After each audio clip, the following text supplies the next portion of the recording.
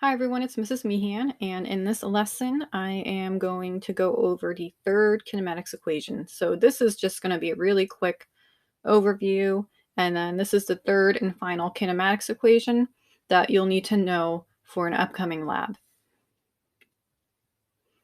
Okay, so the third kinematics equation, you can actually combine the first two kinematics equations to eliminate time. So you'll notice here's our first kinematics equation. Here's the second. You can put them together and perform several lines of algebra rearrangement, and you would end up with this, the third kinematics equation. So make sure you note this equation. You'll be using it momentarily in some practice problems. But you can see that in the first kinematics equation, which is the velocity time equation, you see time. Here is the position time equation, the second kinematics equation. So again, time is a variable in a couple places there. But if you combine these, you can actually eliminate time as a variable. So you will face some instances where you may not be provided the time or need to know time in order to solve for position or velocity. So in that case, you would use this third kinematics equation. So just take a quick moment to note this, and then there are a few practice problems after this.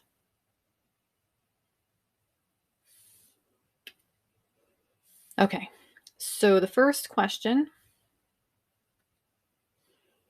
a car accelerates from rest to 30 meters per second while traveling a distance of 20 meters. What was its acceleration?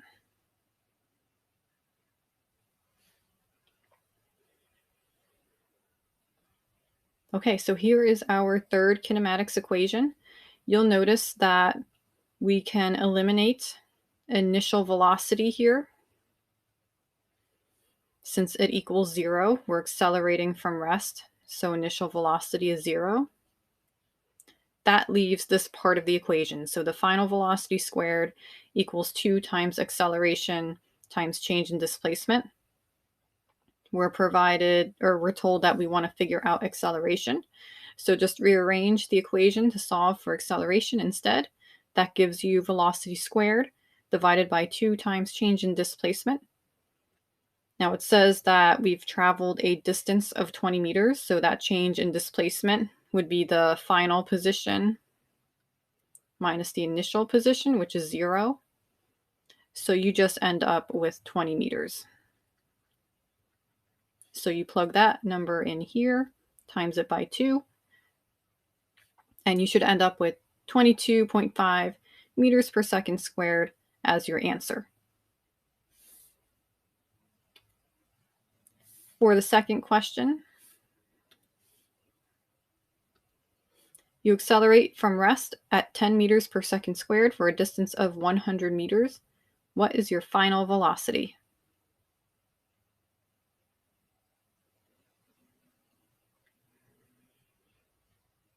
Okay, so the answer here is 44.7 meters per second. Again, here's our second kinematics equation. And again, we are accelerating from rest. So our initial velocity is equal to 0 meters per second.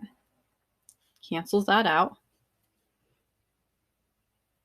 Then you want to plug in the numbers, but notice that final velocity is squared.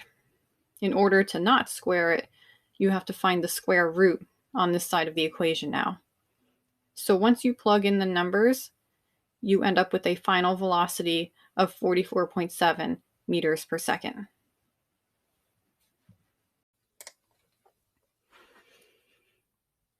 Third question. A dropped ball falls -8 meters. What is its final speed?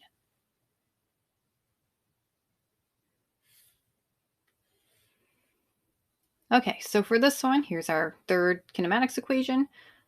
When you plug in the numbers here, what we know is that, well, for one thing, we are starting from rest again.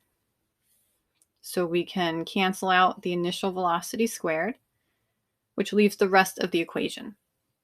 So for this, we have our 2 here. The acceleration in this case, since we're talking about a falling object, is going to be gravity. So the gravity constant is negative 9.8 meters per second squared. That is the acceleration due to gravity.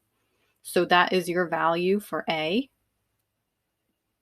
We know that the change in displacement is negative 8 meters since we're starting from an initial displacement of 0 and a final displacement of negative 8. That gives us negative 8 meters. Remember, you have to find the square root. Technically, that step should be there. So in order to solve for final velocity, it is the square root of this side of the equation, which gives you 12.5 meters per second. Okay, last question. A ball with an initial velocity of 25 meters per second is subject to an acceleration of negative 9.8 meters per second squared. How high does it go before coming to a momentary stop?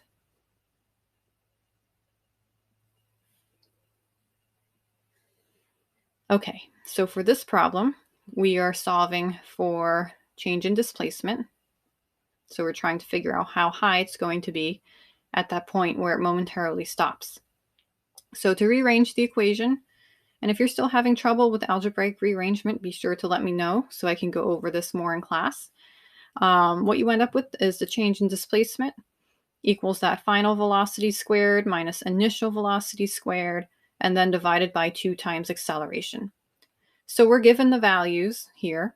So the final velocity in the middle of its motion here at the top of its motion, when you come to a momentary stop, that final velocity is 0 meters per second squared. Subtracted from the initial velocity of 25 meters per second squared here, then you divide this by 2 times acceleration, which is the negative 9.8 meters per second squared. So plug in those numbers and you should end up with 31.9 meters. So there we have it. We have 3 kinematics equations that we can use now. So we have the first kinematics equation, the second, and the third. For the first kinematics equation, that's velocity as a function of time.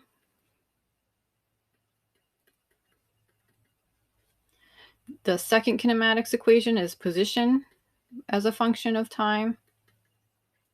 And then the third kinematics equation, you do not need to know time at all to solve some of the constant motion problems. Okay, so the classwork, if we were doing this lesson in class, those problems would be the chapter problems numbers 48 to 52. They continue on into the homework problems. So your practice essentially, it's the chapter problems starting from number 48 to number 58. And then the multiple choice problems, number 21 to 24. If you have any trouble with any of these problems, let me know, and we can go over them in class.